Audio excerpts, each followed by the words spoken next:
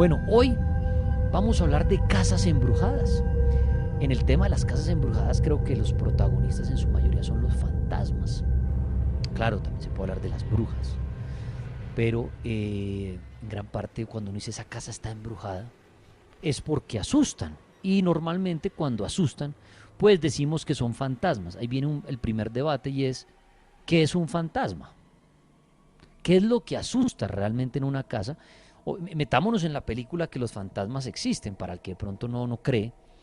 Y uno preguntaría, bueno, si yo estoy en una casa embrujada y me mueven las cosas, o pasa una sombra, ¿eso qué es? Entonces uno por lo general dice, son personas que murieron ahí y son fantasmas. Pero realmente no sabemos que es un fantasma. Hay personas que dicen que uno al morir no queda como fantasma. Por más de que usted vea como fantasma a su mamá, a su hijo, a su hermano, las personas dicen que eso es imposible. Que los que se disfrazan de esos seres queridos son demonios. Si usted ve un fantasma de su hermano, de su amigo, no son ellos. Son demonios que tratan de jugar con usted. Esa es la creencia de algunos. Otros sí creen que uno al morir puede quedar como un fantasma. ¿El por qué? Algunos se inclinan a decir que porque fue por muerte violenta. Otros que porque tienen algo pendiente aquí.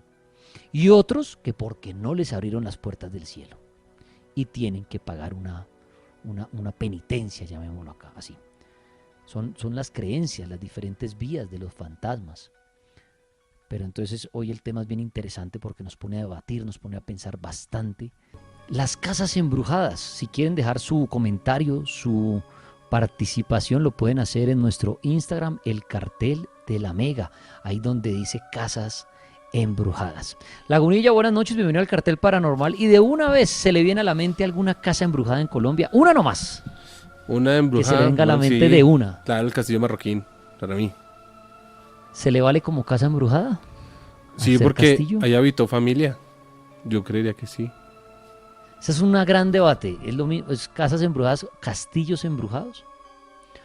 Bueno, aunque realmente el Castillo Marroquín, digámoslo así, no es un castillo. No. Es una casa y la forma la hicieron, pues, castillo, ¿no? Pero no es que uno entre y, mejor dicho, tenga el que terreno enorme, ¿no? Nosotros tuvimos la oportunidad de recorrerlo. Entonces, claro, si fuera una casa, sería una especie de mansión, pero no es como estos castillos que uno ve, ¿no? En Europa, enormes, al estilo Conde Drácula. No, el Castillo Marroquín es algo más pequeño. Es una casa con figura de castillo, entonces sí se la valgo. ¿Por qué el Castillo Marroquín? Por la historia primero que tiene. Tiene historias de varias cosillas ahí como trágicas. Supuestas muertes, supuestos sitios o recovecos que tiene la casa o el castillo, que pueden tener incluso cadáveres. Siempre corrió ese mito, ¿no? Que cuando perteneció a Gacha, ahí mataban gente. Incluso tiene una historia de fondo que dicen que también fue un lugar como un hospital, una especie de hospital psiquiátrico. Y que quienes habitaban ahí también tenían como finales trágicos. Muy bien, bueno, para Lagunilla el Castillo Marroquín. Casas embrujadas. Pueden llamar al 031-232-2124, 031-288-4218.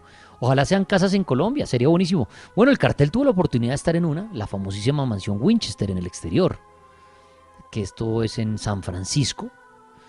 Y yo estuve allí, recorrí esta casa y a la conclusión que llegué era que, para mí, mi opinión, no es una casa embrujada, Laguna. La mansión Winchester no es una casa con fantasmas, no es una casa con actividad paranormal. Mi conclusión, y para darle ya el programa a los oyentes, es que es una casa donde la dueña creía que le iban a atormentar todos los espíritus de personas que fueron asesinadas con el rifle Winchester. Y a raíz de esa creencia de ella, como decimos acá, se chifló y empezó a construir unas cosas bien extrañas dentro de su casa para tratar de engañar a los espíritus. O sea, uno entra a la mansión Winchester y parte del recorrido es una casa muy linda, muy grande, normal. Pero después empieza uno a encontrar unas cosas horribles, muy mal hechas, que uno dice, pero ¿quién es el de este gusto? Por ejemplo, puertas que no abren, escaleras que no llevan a ningún lado, chimeneas que no funcionan, o sea, una cantidad de cosas. Pero yo lo que investigué y todo, y mi conclusión, obviamente, y ustedes cuando vayan a San Francisco pueden ir a la mansión Winchester sin ningún problema. Todos los días la abren para hacer recorrido paranormal, pagan su ticket y pueden entrar. Y van a ver una construcción muy loca que uno dice, pero venga, ¿quién hacía este baño así? Estas escaleras así. Entonces yo creo, en mi opinión, que no es tanto, no es una casa embrujada. No tiene una historia que la gente diga, juepucha, no, sí, asustan, se ven fantasmas, no.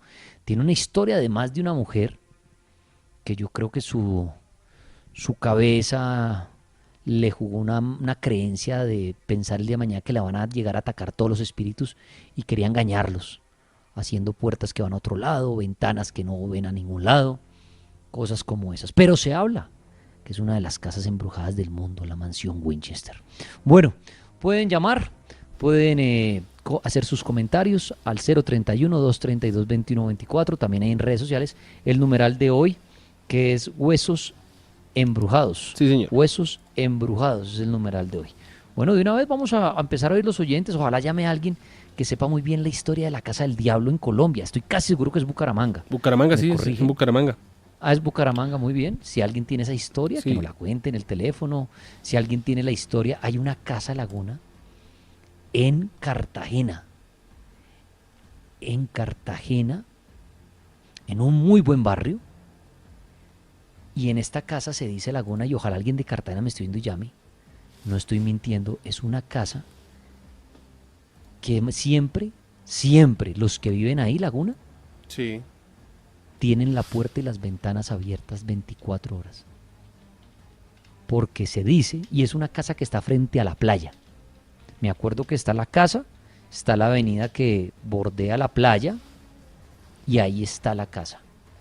Y una vez yo pasé con gente de Cartagena y me dijeron, Tripas, esa casa es embrujada. Y yo, venga, ¿por qué? Me dijeron, mire, fíjese, las ventanas y las puertas siempre están abiertas, así usted no ve a nadie ahí.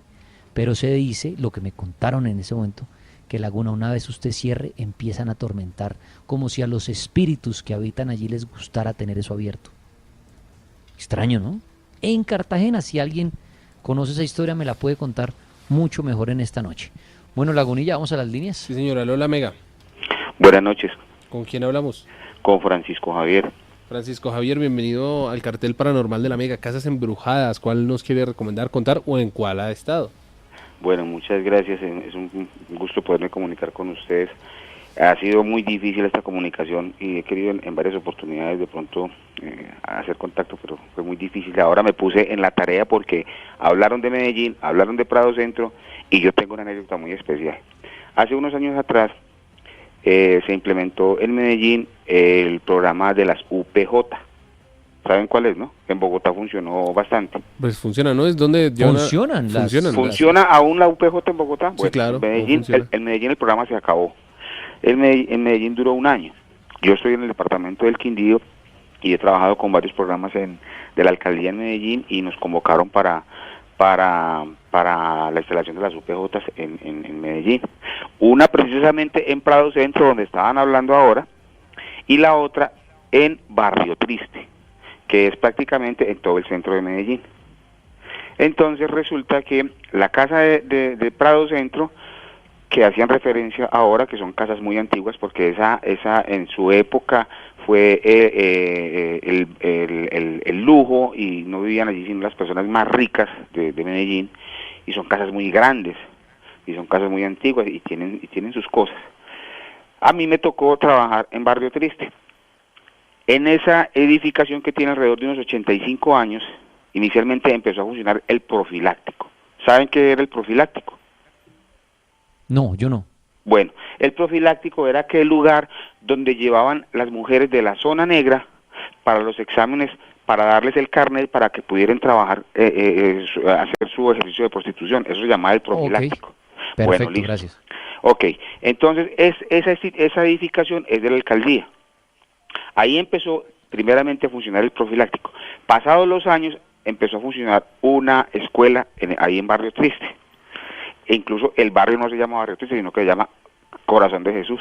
Entonces ahí empezó a funcionar una escuela. Cuando nosotros llegamos, nos hicieron la convocatoria, ya estaba instaurado la UPJ, pero estaba funcionando únicamente con personal uniformado. Y nosotros éramos personal civil, pertenecientes a una institución. Nos hicieron toda la instrucción y todo este cuento y ¡pran! A mí me tocó allá. Resulta que cuando llegamos, lo primero, la primera sorpresa que nos llevamos, para que ustedes se hagan una idea cómo era la edificación, es una edificación más o menos de una forma rectangular, de 2 plantas. Entonces, entrabas, la primera planta, acá como una recepción donde estaban los agentes de policía hacían las reseñas, la mitad del pasillo a mano derecha, a mano izquierda entrando, había unas oficinas, y al fondo había un pequeño patio y otra parte de las oficinas, y al frente de la primera oficina en el pasillo había lo que llamábamos un calabozo. Luego había unas escaleras que conducían al segundo piso, y cuando subías al segundo piso, apenas salías de las escaleras, te encontrabas con unas ventanas al frente que daban a la calle, y en la parte de atrás un salón muy grande, y en la mitad funcionaba la oficina de la inspección de policía. Cuando nosotros llegamos a trabajar, nosotros los civiles, que empezamos a hacer ya el dúo pues con la policía, los policías nos entregaban a nosotros los retenidos, a los civiles, y nosotros hacemos todo el proceso adentro. Ellos quedaban allí hasta por 24 horas. Pero resulta que nos llevamos una sorpresa cuando la secretaria de la inspección de policía nos dijo: ay muchachos, no se vayan a asustar si de pronto cuando suban al segundo piso en la noche ven la niña que sale de atrás. Y claro, nos creó a mí personalmente me creó la inquietud. Le dije: venga, ¿cómo así? ¿Cómo es el cuento? Y me dijo: sí, aquí hay una niña que sale del calabozo de atrás, pasa el pasillo y se pone en el calabozo de al frente. Habían 2 calabozos, los calabozos de al frente, donde están las ventanas, mirando para la calle. Y no le puedo creer. Y la señora, en su celular, tenía 7 fotos.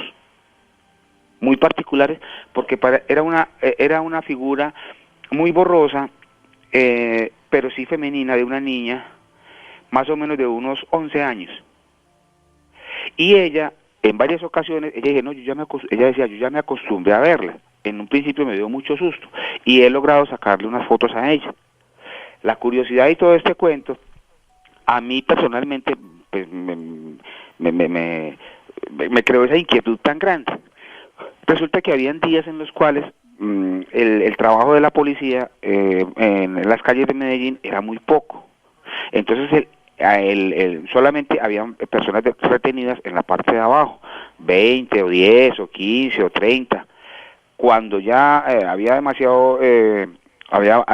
demasiada población retenida, entonces se les llevaba al calabozo de arriba. Y yo aprovechaba cuando no había tanta gente y me subía al segundo piso.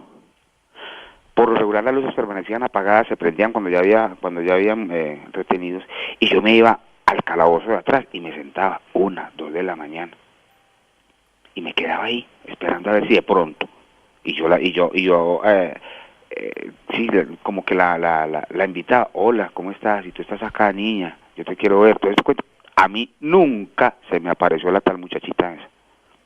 Pero un día estábamos trabajando turno de la noche, y era más o menos las 2 de la mañana. Llegó la patrulla, descargó a 3 o 4 o 5 muchachos, les empezaron a hacer la reseña, y uno de los patrulleros tenía que ir al segundo piso a entregar la documentación al inspector, a la secretaria. Entonces, cuando él entra con la documentación, eso tenían que hacerlo ellos personalmente. Cuando él va a subir al segundo piso, yo me acuerdo que le dije: patru, allá no hay nadie. Me dijo: no, entonces yo voy a bajar en el escritorio. Él subió a la carrera, subió a la carrera y bajó, pero ese hombre parecía una hoja de papel cuando bajó. Blanco, pálido. Le dije: patru, ¿qué le pasó? Me dijo: vi la muchachita. Le dije: no te puedo creer. Y me dijo: sí. Pero ese hombre prácticamente gagueaba y era traslúcido. Él sí la vio. A mí no me consta. Esa es la anécdota que yo les tengo con Barrio Triste.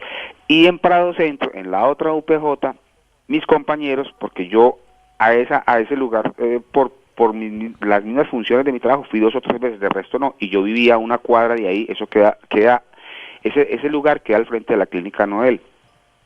Sí. Uno de mis compañeros, en cierta ocasión que se llevaron una documentación, era yo que: venga hermano, muéstreme la calle, ¿qué tal? Y pues, cuando llegamos a una parte alta, donde hay una pequeña piecita habilitada como calabozo, y desde ahí, desde el tercer piso, había unas escaleras que bajaban como a un sótano. y me dijo el muchacho, hermano, ahí en esa pieza, asustan, a mí me han asustado en esa pieza.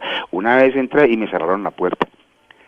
Simplemente comentarios, pero sí puedo dar fe de la palidez del patrullero ese día en la madrugada que subió al segundo piso en la UPJ de Barrio Triste.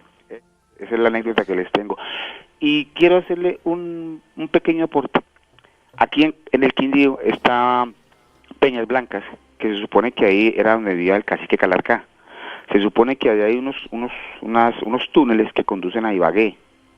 Tengo un amigo scout, jefe scout, que ha estado en esa parte de la montaña, y él dice que se puede entrar hasta cierta parte, y que de ahí para allá ocurren cosas muy extrañas, que ellos no han sido capaces de pasar de ahí. Apunte para esta noche, y muchas gracias. Vamos a las líneas, Lagunfly. Lola Mega, buenas noches. Hola, buenas noches, Laguna, buenas noches, Daniel. Buenas noches. ¿Con quién hablamos? Hablan con José. Yo estoy en Bogotá, pero pues yo viví mucho tiempo en Bucaramanga. Y usted, antes de que nos cuente, no sé si nos va a hablar de eso, ¿usted conoce la historia de la Casa del Diablo? Sí, de esa precisamente les voy a hablar porque yo vivía diagonal en la Casa del Diablo. Uy, perfecto. De hecho, la casa, pues cuando empezaron el tema, estaba marcando porque justo iba a hablar de la casa, de esa casa. Esa casa actualmente es un salón de recepciones, ¿verdad? No, eso es un conjunto. Sí. Bueno, realmente yo hace tiempo que pues me vine de Bucaramanga, pero la última vez que fui, bueno, cuando era la Casa del Diablo, eso era un pasaje, era como un bosque. Lo que yo he visto ahí es la casa, que es una casa blanca, no sé si es actualmente así. Alrededor sí hay conjuntos de unos edificios de ladrillo grandes. Sí. Pero según las imágenes que he visto, lo que he visto es que la casa está ahí. Sí, pero de hecho la entrada era, pues bueno, nosotros entramos, habían dos casas por la parte de arriba, no por la 39, que es una avenida que es por donde es la entrada de recepciones, creo que es una casa ahí como colonial, pues como un atractivo turístico.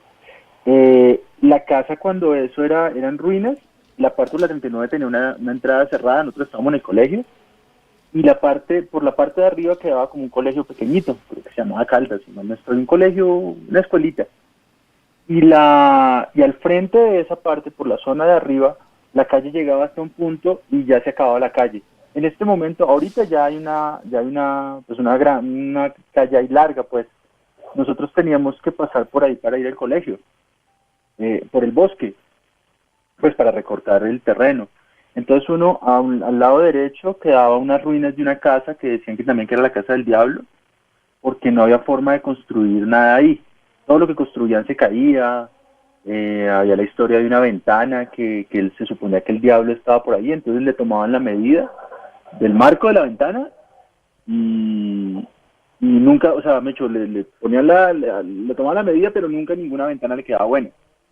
Ese era más o menos el cuento ahí. Hacia el lado izquierdo había como un bosquecito de bambús, y ahí es donde ahorita ha quedado un conjunto residencial, que fue lo último que vi, que es la parte de atrás de la casa de recepciones.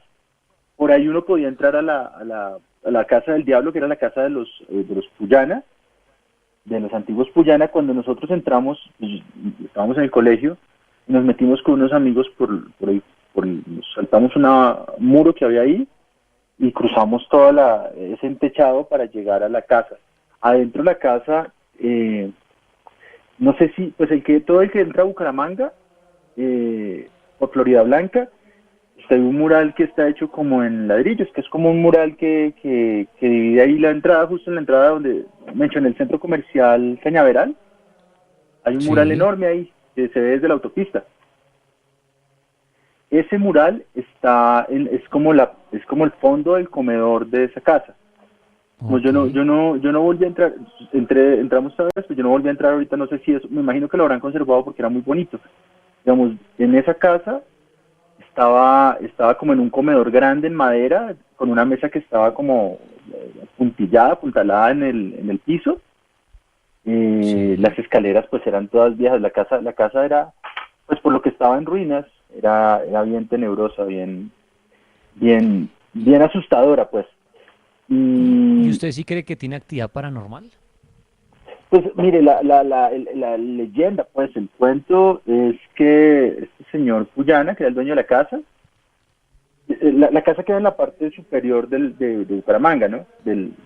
Hacia la cabecera del llano. Y entonces lo que se dice es que él había traído ¿cómo se llama esta cosa? Bueno, se me va ahorita el nombre, como un binocular grande, pues como unos binoculares. Tenía un ¿Un nombre. telescopio? Más o menos como un telescopio, pero pues para lo que usaban en el agua, no sé si se acuerdan. No recuerdo el nombre ahorita del aparato. Okay. Que como para ver de lejos, ¿cierto? Entonces el hombre pues tenía sus trabajadores, ¿no? Y entonces él iba anotando en un cuaderno qué era lo que estaban haciendo los trabajadores, ¿no? Entonces cuando llegaba la hora de pagarles el jornal le decía, no, pues usted no estuvo trabajando tal día, usted estuvo allá durmiendo en tal palo, usted ese día no hizo, entonces les tenía controlado todo el horario. Entonces los tipos, pues, ¿cómo este tipo hacía para ver? Entonces él les decía que era que el diablo le ayudaba a él a fiscalizarlos, que él sabía cuándo trabajaban y cuándo no trabajaban. Entonces de ahí la leyenda de que el hombre había hecho su pacto con el diablo y en sí la casa, bueno, lo que les digo, eso fue hace muchos años, yo estaba en el colegio. Las ruinas, las escaleras son de madera, son grandes y eran en ruina. De cuenta una casa, en sí la casa era una casa muy normal, muy grande la casona, pero muy normal. Y en la parte de atrás, que hay algo que sí es bien curioso, había como un jardín, la verdad con basura, sí, porque eso estaba abandonado, pues, y uno entraba como hacia lo que podría ser como un cobertizo, yo creo que como esas partes en esas casas grandes, como un ático, ¿cierto? Sí, Que sí, se sí. iba Un altillo. sí, que uno se metía hacia la montaña, pues, como si fuera una cueva. Ok. Sí, como si fuera un túnel, pues la entrada así como, me imagino que para herramientas. Y hubo una cosa que sí nos pasó, que eso me pareció, pues siempre me quedó la duda, porque al fondo, o sea, uno daba justo frente a la montaña, ¿cierto? Y al fondo se veía una luz. O sea, todo estaba oscuro, ¿sí? Imagínese entrar a un túnel, ¿sí? Como entrar a una compuerta, la entrada a una compuerta en un túnel oscuro, y al fondo se veía una luz. Entonces nosotros pues quisimos ir hasta la luz, a ver qué se veía, de dónde salía la luz y por qué luz, pero como luz de día, como si hubiera un hueco allá. Y no, una cantidad de murciélagos. Yo me acuerdo que íbamos con unas amigas y bueno, eso, la gritería y los murciélagos no nos dejaron pasar porque eran muchos, estaban muy apretados, el espacio no era tan grande, pero no pudimos llegar hasta la dichosa luz y siempre nos quedó la duda de qué era lo que quedaba allá. Y esa casa de por sí nosotros, de lo que lo digo, en el colegio eran las pruebas, era ir a medianoche allá y pasar por el bosque. Eso, bueno, también era un sitio peligroso en un tiempo porque el que pasaba, el diablo no le hacía nada, pero lo atracaban. Entonces, Más los miedo ladrones. más miedo a los vivos que al diablo. Claro, a nosotros yo estaba como no me acuerdo en qué curso, pero nos atracaron como 2 veces, yendo para el colegio, nos dejaron sin zapatos. Los, Vea pues. los ladrones. Esta es una Bueno, avenida, hay conjunto, pues lástima porque ese espacio era bien bonito. De hecho, yo tengo un sueño, yo soñé alguna vez, yo nunca conocí a mi abuelo, y una vez en un sueño se me apareció el hombre ahí.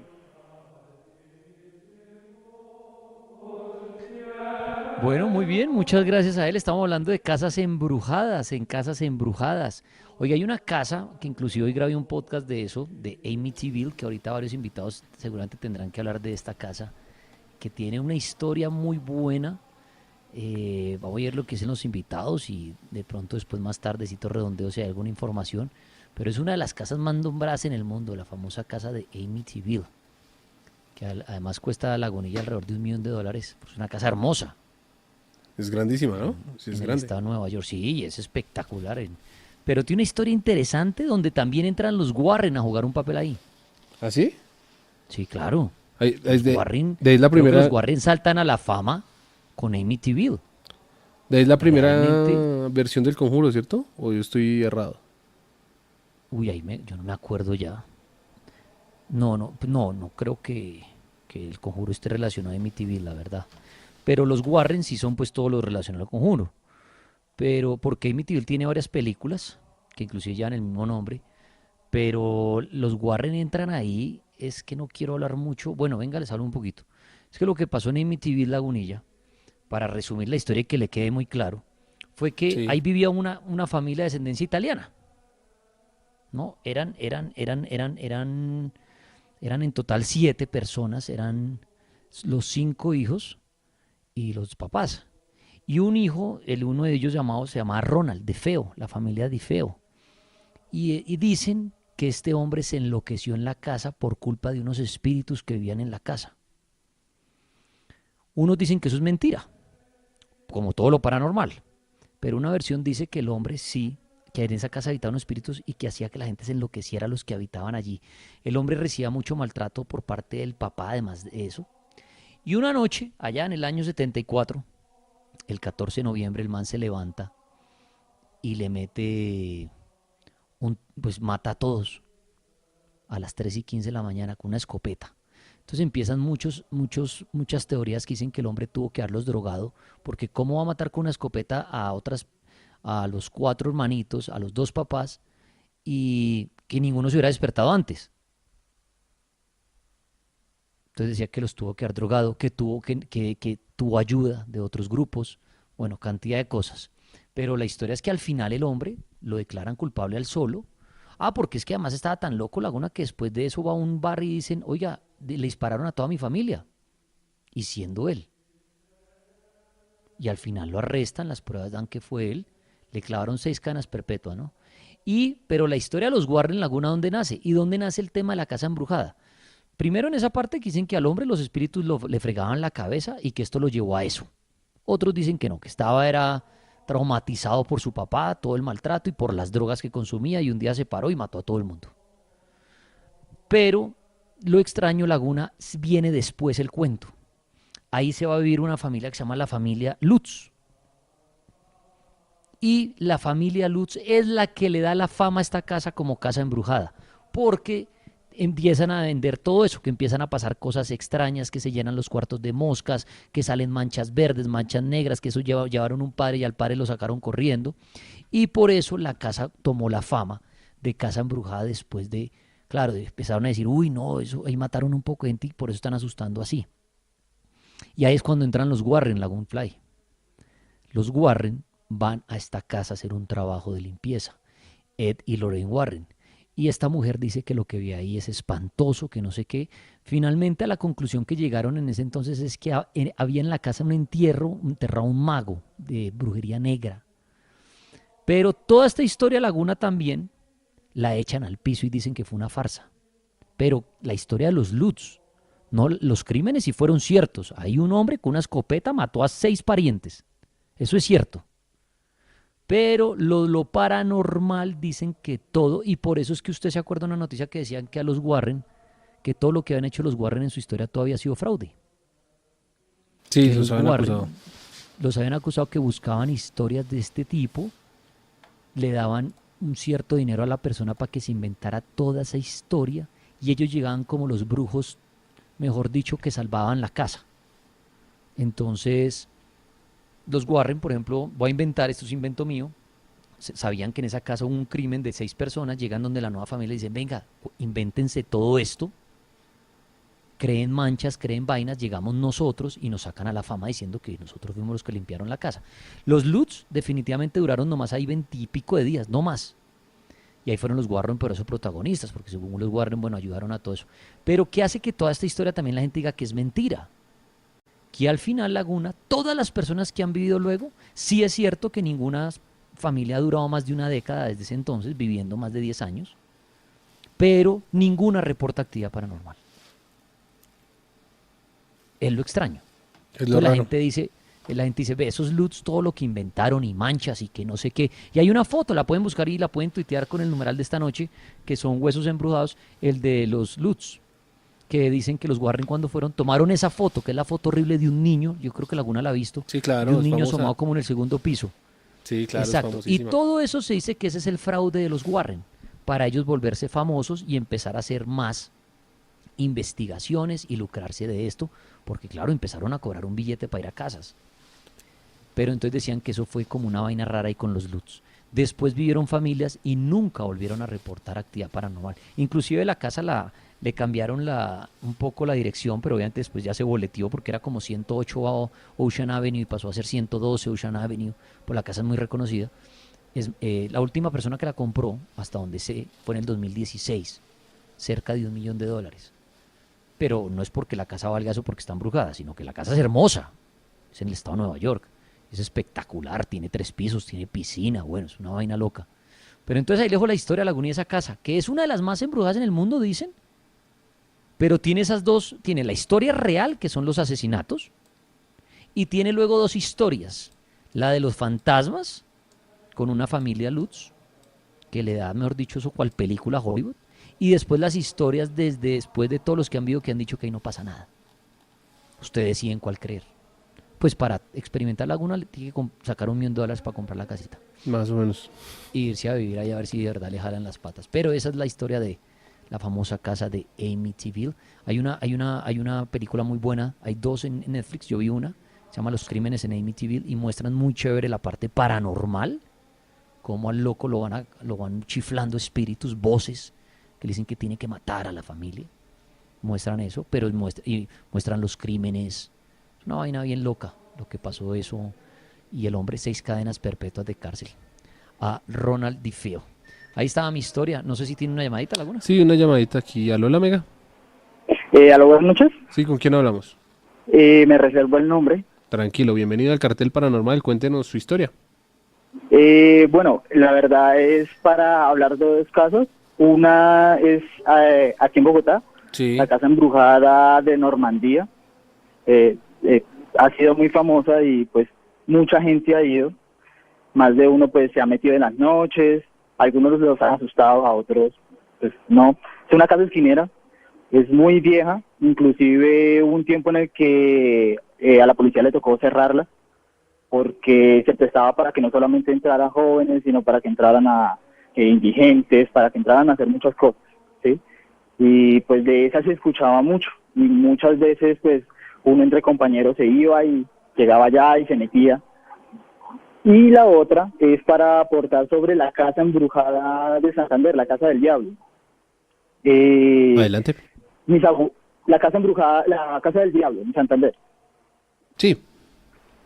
Yo tengo familia por parte de papá en Santander, abuelos, ellos eran ganaderos, y ellos me contaban y me hablaban mucho de la casa. Mi papá me llevó en 2 ocasiones cerca, y la historia que ellos me cuentan es que era una persona común y corriente de Santander, que también comerciaba con ganado, pero de un momento a otro se llenó de plata.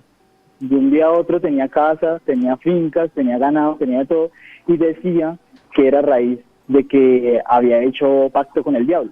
Mis abuelos dicen que al principio pues mucho dinero, mucha plata, muchas pertenencias, pero pues lo que cuenta la historia en Santander es que como a la vuelta de 10, 20 años el diablo le pidió la vida de un familiar a cambio de seguir teniendo dinero, y él le ofreció la vida. Él tenía 2 hijos, él le ofreció la vida de un hijo. El hijo se le murió ahogado en una piscina que tenía muy grande en la parte de atrás de la finca, y el segundo hijo murió también cabalgando. Dicen que también fue a raíz de eso. Al final el señor murió en la casa y se murió en agonía, y la finca después se convirtió en una escuela. Le tuvieron que cerrar la escuela porque asustaban a los estudiantes demasiado. Mucho tiempo después lo volvieron una discoteca. También tuvieron que cerrar la discoteca porque decían que se aparecía el diablo, porque había hombres que decían que lo seducía una mujer muy bonita, y terminaban por allá en la mitad de una peña. Entonces también les tocó cerrar la discoteca, y después de eso la casa prácticamente se abandonó. No se podía arrendar, no se podía hacer nada, y dicen que muchas personas escuchaban que parte de la plata de Quillana la había enterrado en la casa. Entonces había muchas personas que se trataban de meter a la casa supuestamente Para tratar de encontrar esa huaca. exacto, a tratar de desenterrar lo que supuestamente él había enterrado. Sí. Pero muchos desaparecían, otros terminaban locos. Personalmente, mi papá me contó que muchas de las veces que él pasaba cerca de la casa, él veía por una ventana que entraba y salía un gato, pero que era un gato extremadamente grande y que era un gato que le brillaban demasiado los ojos.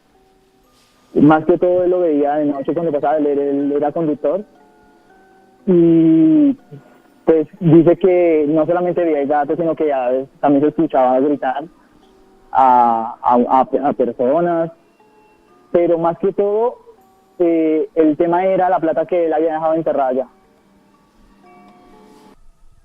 Las casas, construcciones antiguas, sitios de habitación en donde las personas se congregaron, durmieron, comieron, fornicaron, lugares que fueron refugios.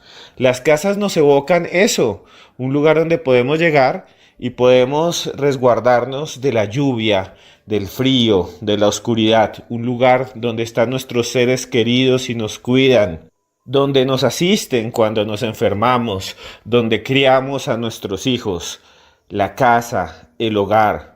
Pero la casa y el hogar también es un lugar donde se dan las peores atrocidades.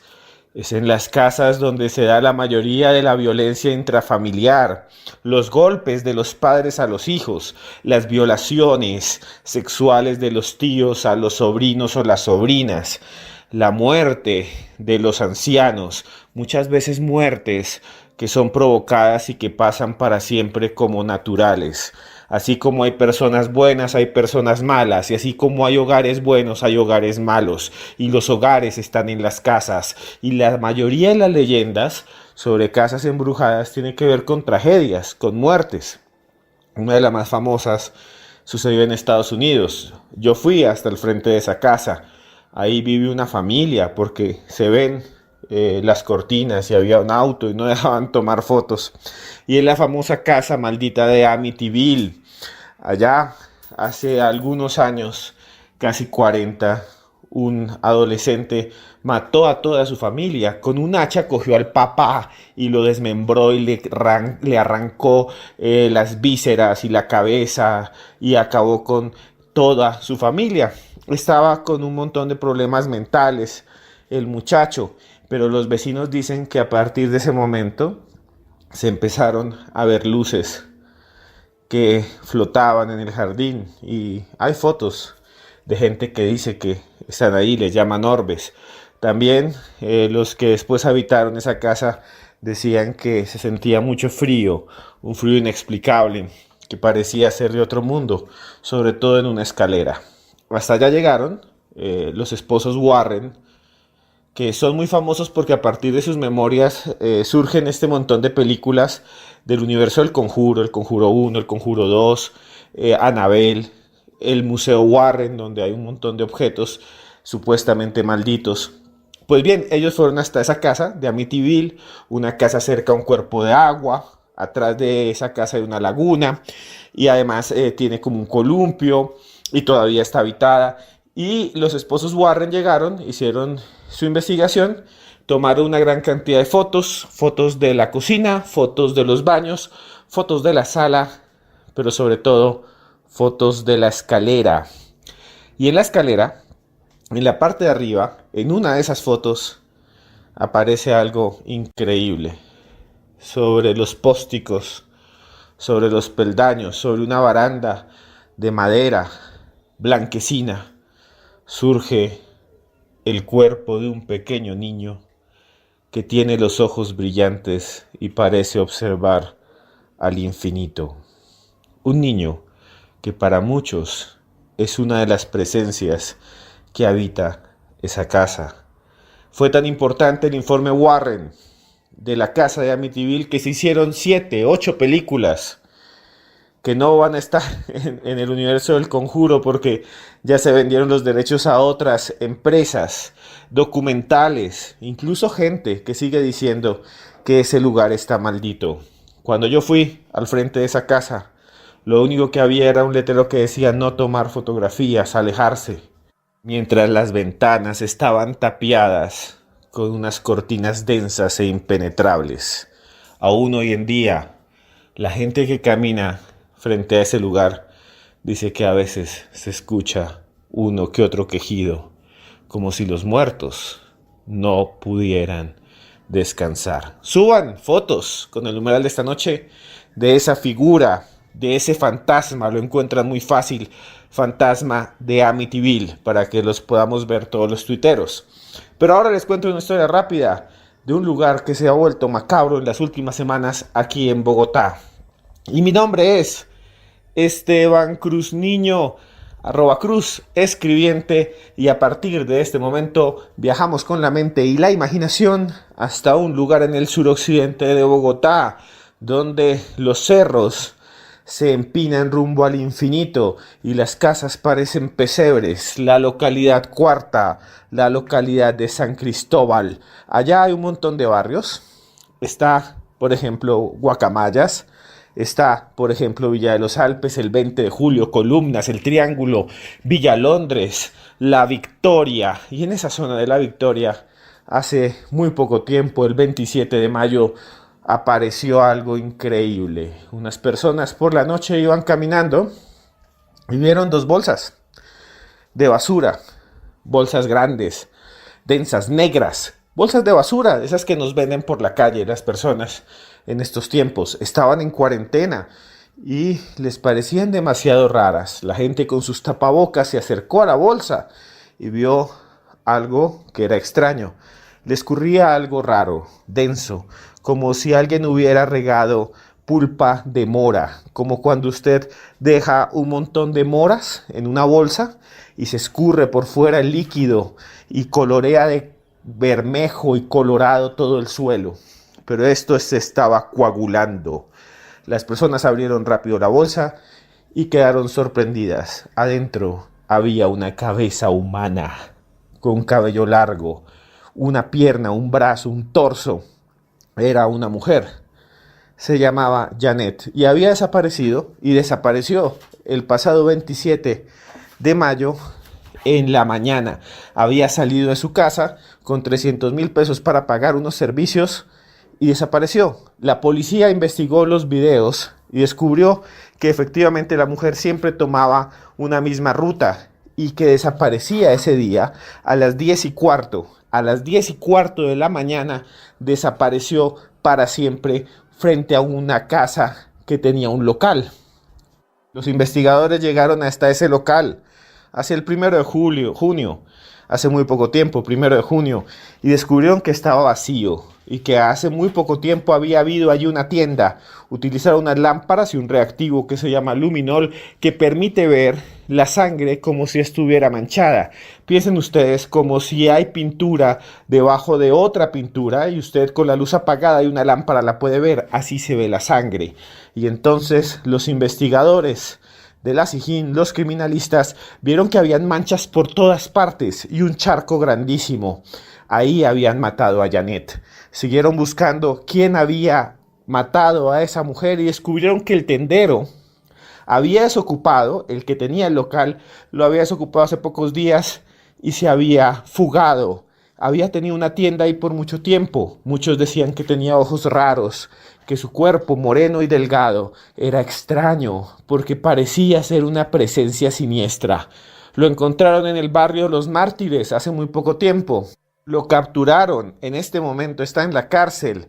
Él confirmó ser el tendero, el que tenía el local frente al que desapareció la mujer.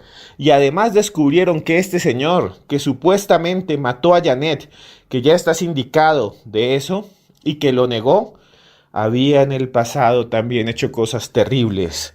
Por ejemplo, había violado, abusado a una persona que estaba indefensa mientras él había trabajado como conductor de ambulancias.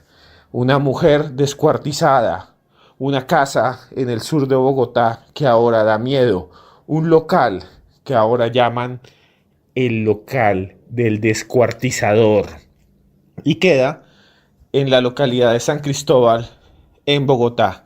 ¿Quieren ver la noticia? ¿Quieren ver la imagen donde sale el asesino supuesto? ¿Quieren ver la historia como la cuenta la misma policía? Ahí les voy a poner un tweet en mi Twitter, @cruzescribiente. También pueden seguirme en Instagram en Twitter como @cruzescribiente. Esteban Cruz Niño, síganme en Instagram y vean mis imágenes y mis fotos. Y si les gustan estas historias, hay un libro que usted tiene que tener.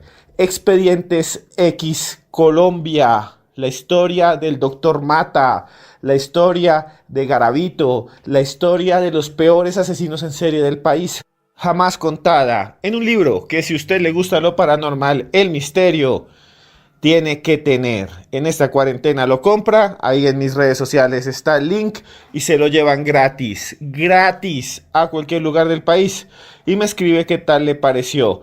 Lo tiene que tener, los monstruos en Colombia sí existen. Muchas gracias a don Daniel Tres Palacios y a Juan Pablo Laguna por dejarme estar esta noche junto a ustedes en el cartel de la Mega. Muchas gracias Esteban Cruz por su historia llena de sangre, de mucha sangre como siempre. Y este es el cartel paranormal de la Mega. Estamos ya en nuestra cuenta de Instagram @el cartel de la Mega para que ustedes pues se conecten porque tenemos una invitada que nos va a hablar de casas embrujadas en el mundo que tienen su historia. Y ustedes también pueden escribirnos en este chat y también con el numeral Huesos Embrujados en Twitter acerca de casas embrujadas en el mundo. De hecho, en nuestras cuentas de Twitter dejamos que para ustedes cuáles son los lugares, casas o mansiones más embrujadas o que tienen su historia. Yo mientras tanto aquí en nuestra cuenta de Instagram en @el cartel de la Mega les quiero presentar a Rubiela Hernández Alvarado, que ya nos había acompañado hace un par de semanas. Ella es docente universitaria con énfasis en procesos de investigación, magíster en educación y trabaja en temas de investigación social con la alcaldía de Bogotá. Rubiela, buenas noches, bienvenida al Cartel Paranormal. Juan Pablo, buenas noches, ¿cómo estás? Qué gusto estar nuevamente aquí. Muy bien, ¿cómo es su cuenta de Instagram para los que la quieren seguir de pronto y conocer un poco más de usted? La tengo como Ruby Investiga, igual que mi cuenta de Twitter, Ruby Investiga. Ruby Investiga. Sí, ¿cierto? Así, Ruby Investiga. Listo. Que voy a fijar el comentario. No. La embarré. Voy a fijar el comentario. Escriben mucho. Ya. Ahí está. Mira, creo que hay estudiantes suyos porque dicen hola, profe. No sé si son estudiantes suyos, pero bueno. Aquí está Rubiela. Bienvenida. Ahora sí, usted me dijo que quería hablar de casas embrujadas en el mundo. Entonces, sí. Ya que usted maneja todo este tema de procesos de investigación, todas las problemáticas sociales, ¿qué tanto la psiquis de una persona puede hacer pensar que un lugar está embrujado? Pues yo no sé si es la psiqui o si realmente sucede algo, ¿no? Sería muy atrevido de mi parte decir que tiene toda una explicación científica o no. Lo cierto es que los hechos de las casas embrujadas tienen una particularidad y es que pues he tenido la oportunidad de viajar por muchos sitios de Colombia y siempre en donde se habla de la casa embrujada o de la casa donde espantan, hay algo que la transversaliza y es que un hecho sangriento o muy doloroso ocurrió en el lugar.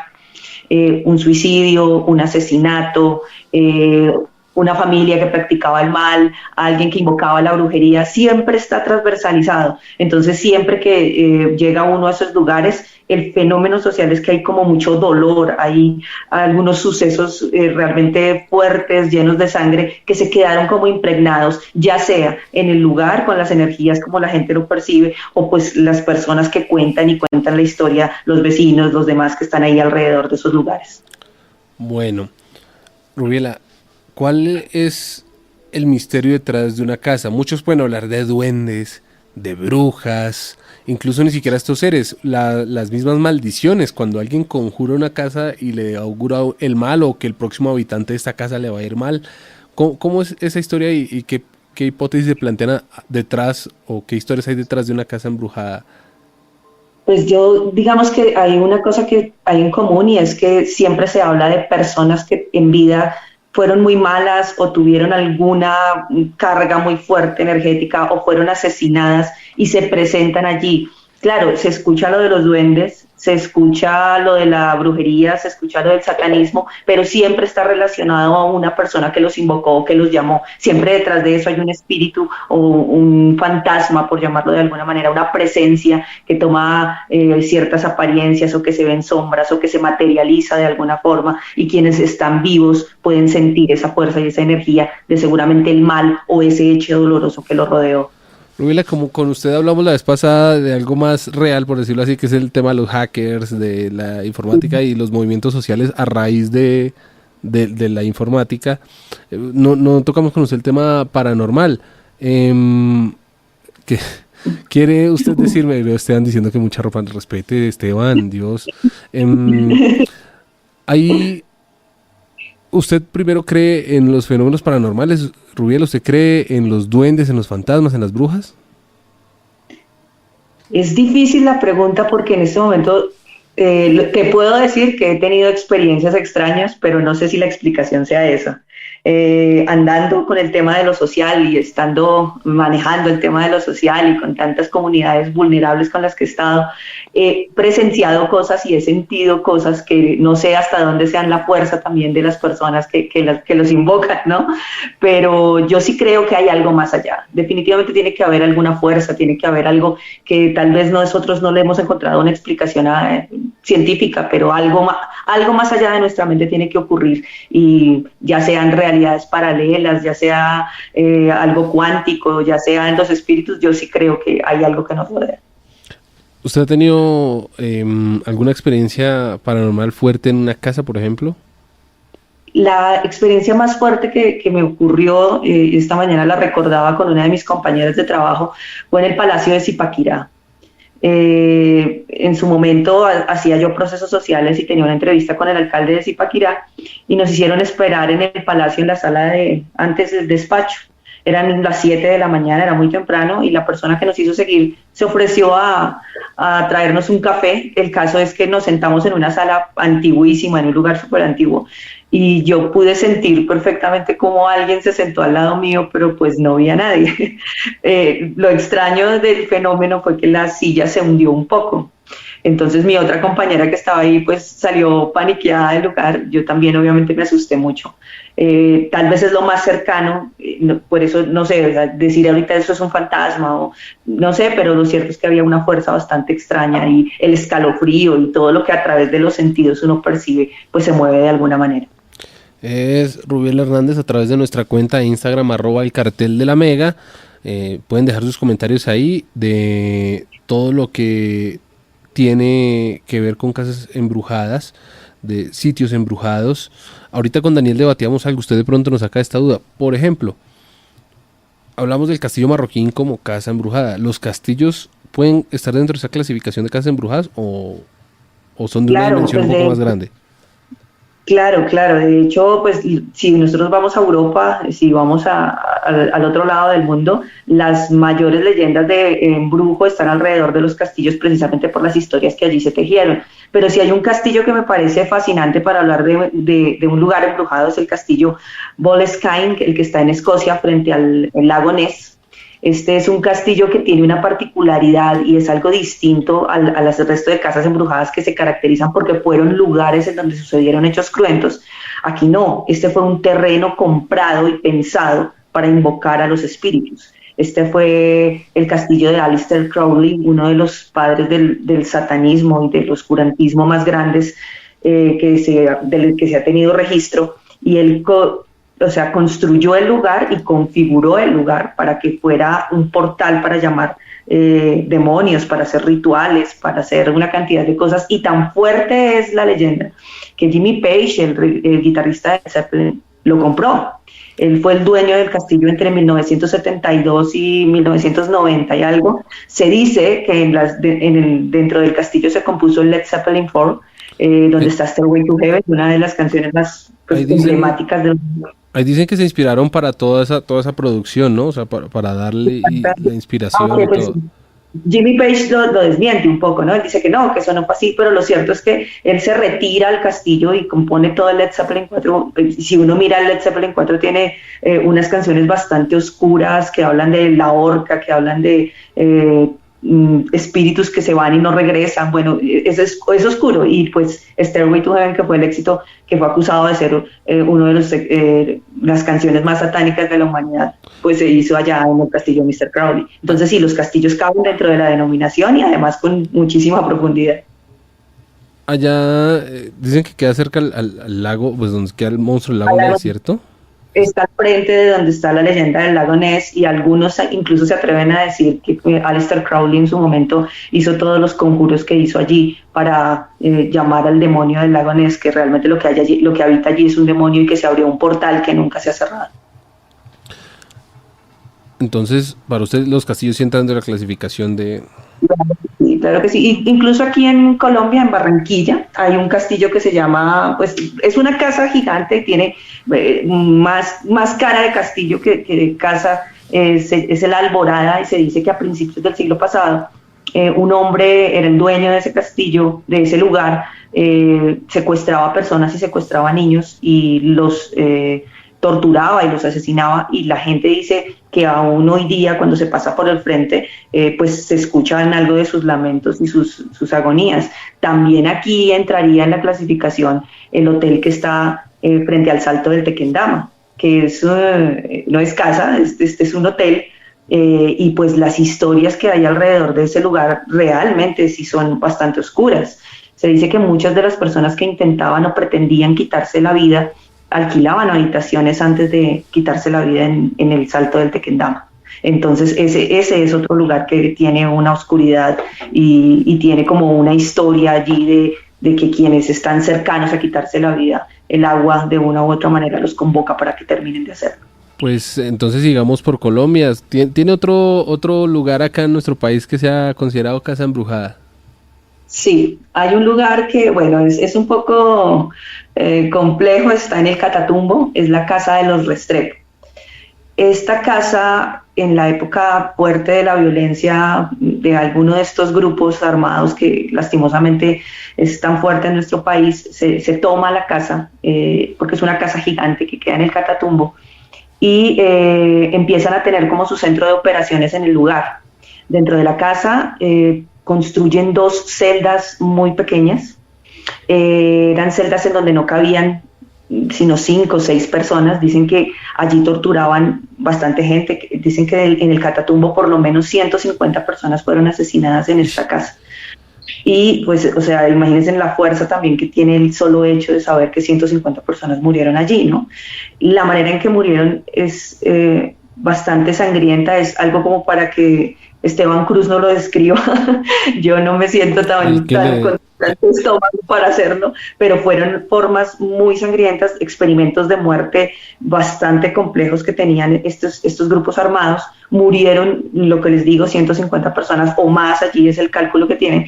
Y bueno, pasa el momento en que este grupo está allí en el Catatumbo, se va, y la gente que queda en el pueblo asegura que se ven niños correr por entre los corredores de la casa, se ven personas, y ahí pues de hecho en las celdas que están las fotos, ustedes pueden, si quieren entrar, yo posteo las fotos de la gente, lo que la gente escribía antes de que fueran asesinados, o sea, cómo dejaban casi que su lamento marcado allí en la pared, que definitivamente para mí tiene que tener una carga energética muy fuerte. ¿Esas fotos se encuentran fácil en internet? Sí, esas fotos son de libre acceso, son en la casa de los Restrepo en el Catatumbo. La casa de los Restrepo. Bueno, para que la gente en Twitter, por ejemplo, con el numeral Huesos Embrujados, vaya subiendo fotos de esos escritos que dice Rubiela, o si usted ahorita en su cuenta de Instagram los puede subir para que la gente ahorita... Es @rubiinvestiga, ¿cierto? Investiga, sí, @rubiinvestiga. Muy bien. ¿Qué otro lugar tenemos? Aquí en Colombia yo me atrevo a decir que al pueblo donde vaya es pueblo donde hay algo, algo extraño. La gente en Colombia, no sé si es nuestra creencia, lo que hay detrás de nuestra magia detrás, hay una cantidad de sitios que se denominan como embrujados. En este momento recuerdo un lugar en donde sucedió la masacre de la Horqueta, eso fue ya hace, no sé, creo que más de 20 años, la masacre de la Horqueta. Me corrigen las personas que tal vez tienen la fecha más cercana. Y yo trabajé con docentes en esa área, y tuve la oportunidad de escucharlos decir muchas veces como no, yo no paso a esta hora por este lado porque asustan.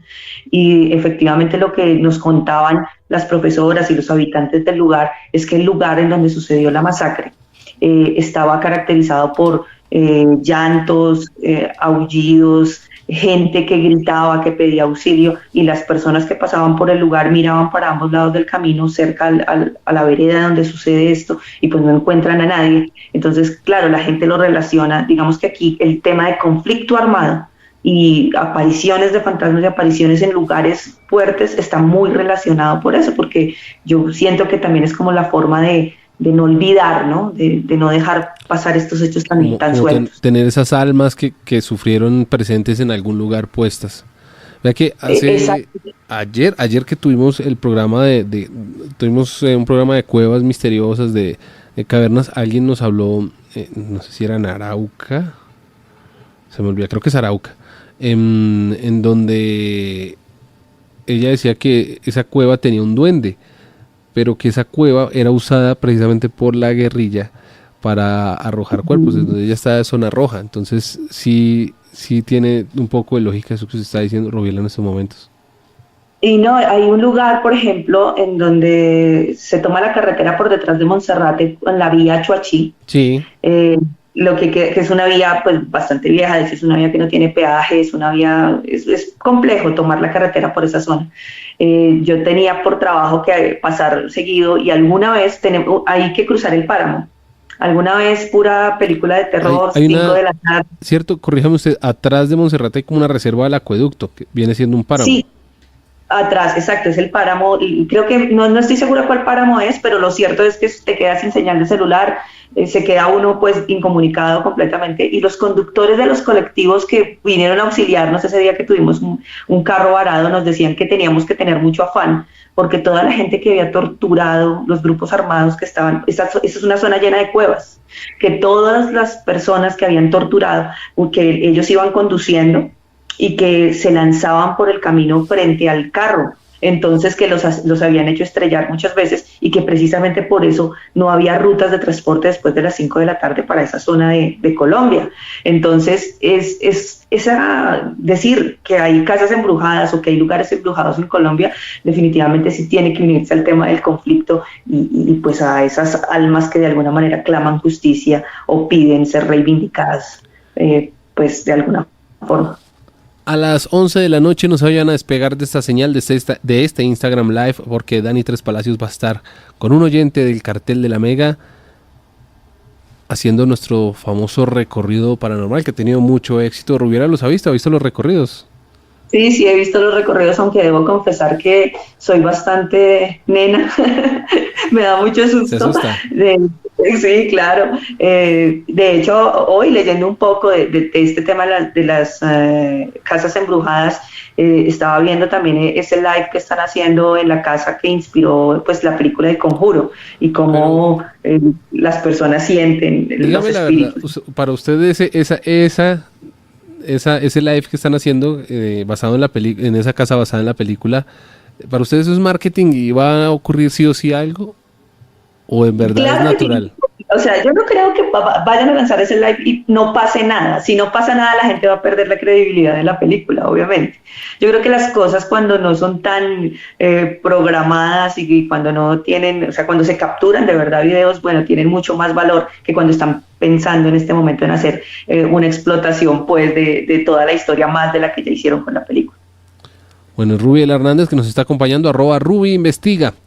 Y nos está hablando de sitios embrujados, la asociación, por lo menos en Colombia, entre conflicto armado y casas embrujadas, como por qué tienen algo ligado.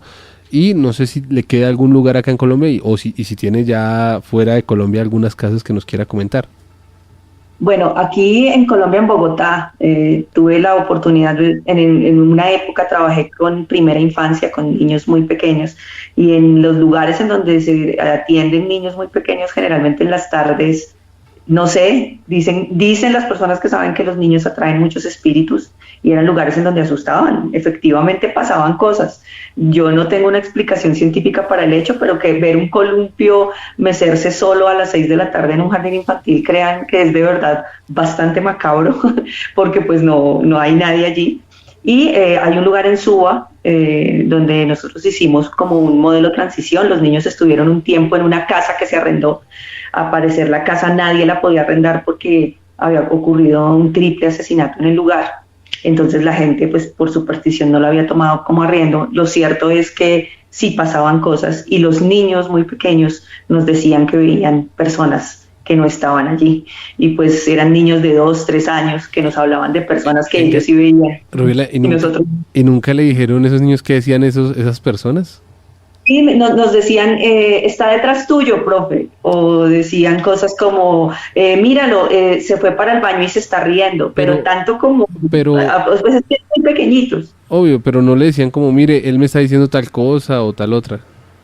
No, ellos no me dijeron nunca qué hablaban, pero sí muchas veces, y muchas de las profes que estaban con nosotros nos contaban que decían como está allí en este lado, míralo, tiene este saco rojo, y nosotras volteábamos a mirar y pues no había nadie más que las profesoras allí. Uy, entonces un poco, daba bastante escalofrío. Bueno, y para usted, ese tipo de almas, de personas que fallecieron violentamente, ¿por qué no trascienden o por qué no van a otro plano y se quedan precisamente en esos lugares?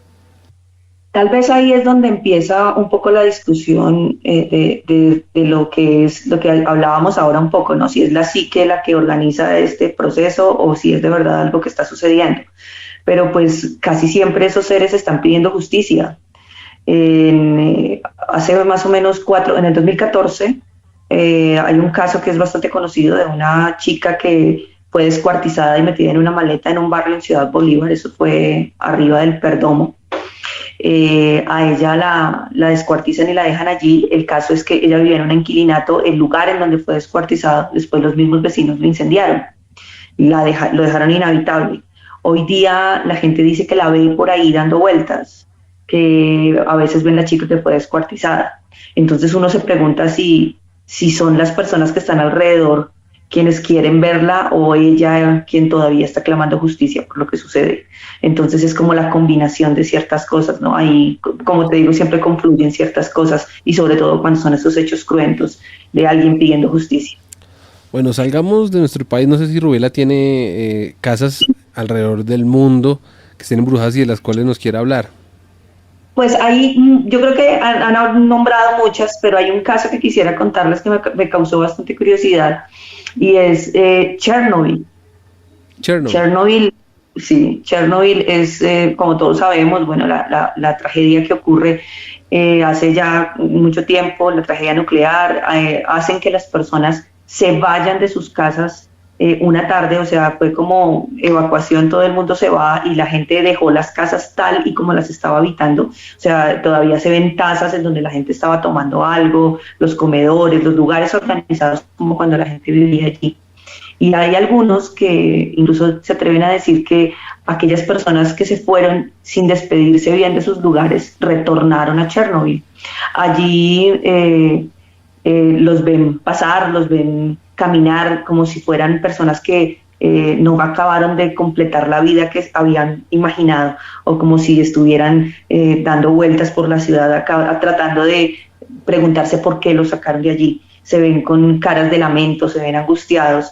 Claro, Chernobyl además pues tiene una historia bastante fuerte con el tema de las mutaciones y si sí ocurrieron o no, pero además está el conflicto social de haber sacado a toda una población de un lugar de esa manera tan rápida, ¿no? Sí, tan de un momento para otro, y de haberse quedado la gente con ese dolor y con esa angustia de no haber podido vivir lo que quería vivir en ese lugar. Chernobyl me parece un ejemplo en masa de muchas casas que podrían estar embrujadas, y pues de hecho es lo que algunos visitantes van a buscar cuando van a exponerse a la radiación, por saber exactamente qué pasa allí.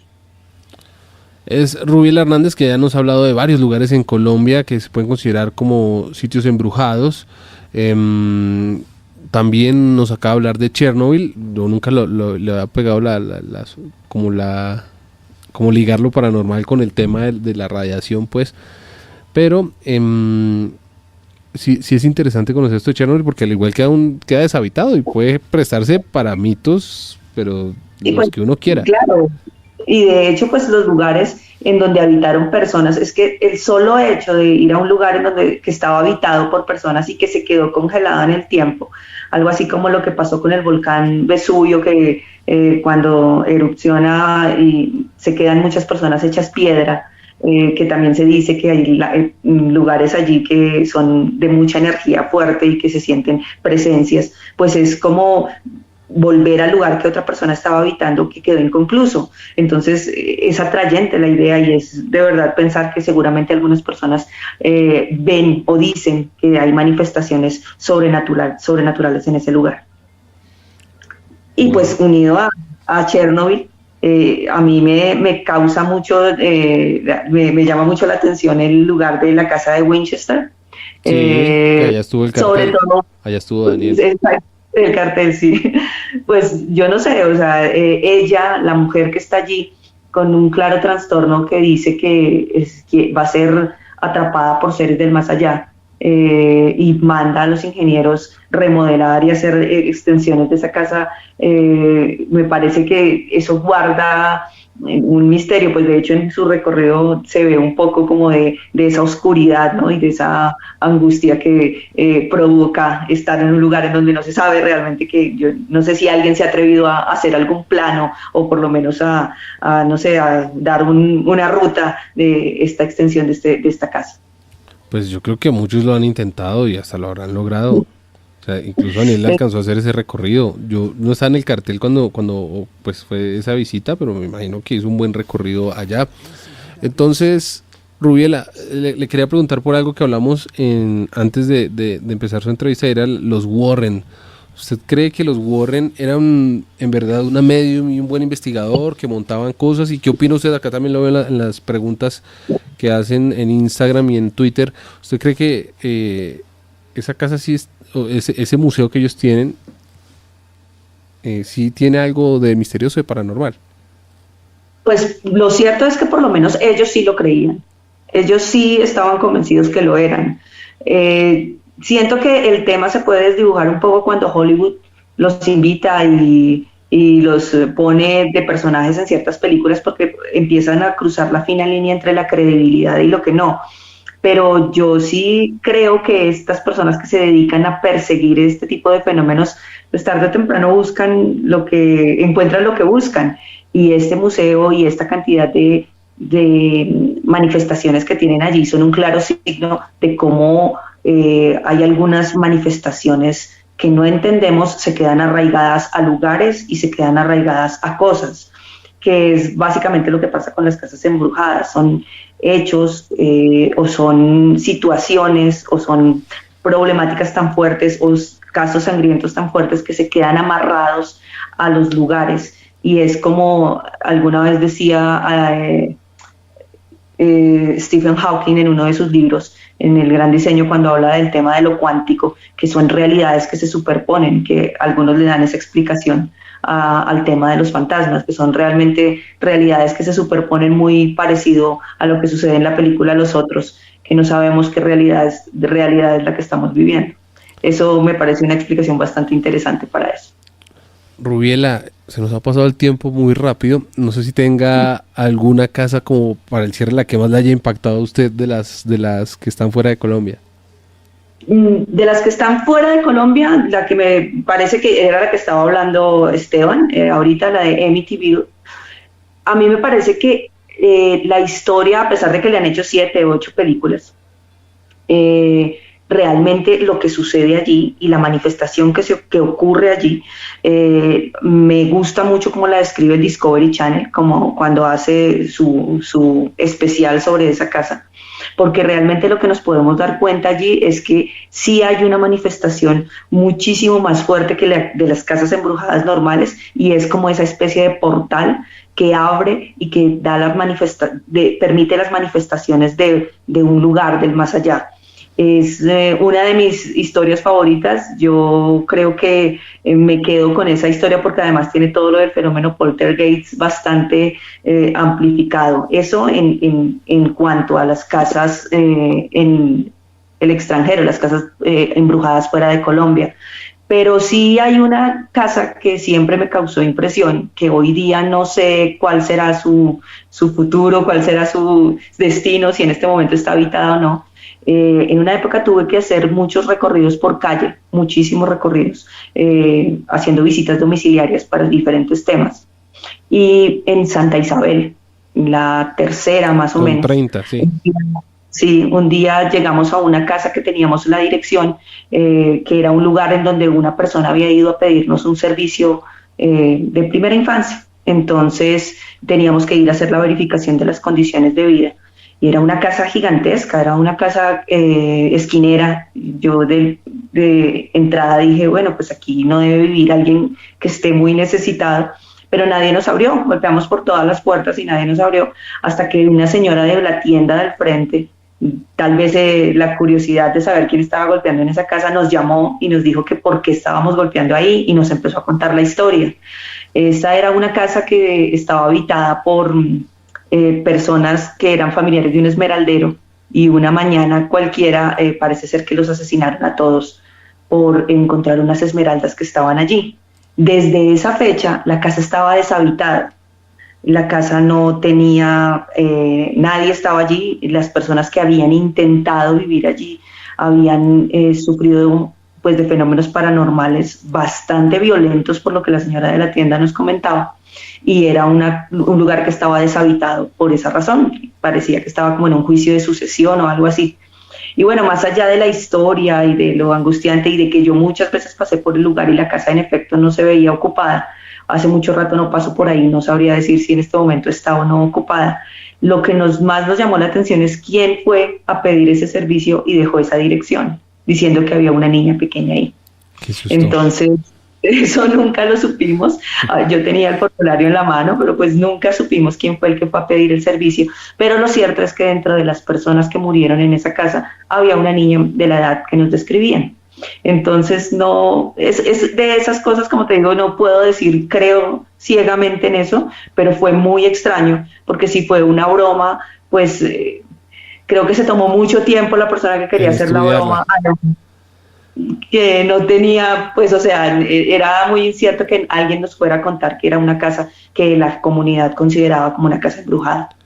Bueno, Rubiela Hernández, muchísimas gracias por esta charla sobre casas embrujadas. Las personas que quieren ver todo lo que usted hace en redes y la quieren contactar, si le quieren escribir, ¿dónde lo pueden hacer? Claro que sí, mira, me encuentran en Instagram y en Twitter igualito, Ruby Investiga. Ahí pues suelo publicar las cosas que investigo, y pues nada, esto es un espacio en el que puedo hablar con gente muy cercana estos temas que no se pueden hablar en los espacios académicos con tanta racionalidad. Tiene toda la razón, Rubiela, muchas gracias. No, a ustedes, y un saludo para todas las personas que están escuchando.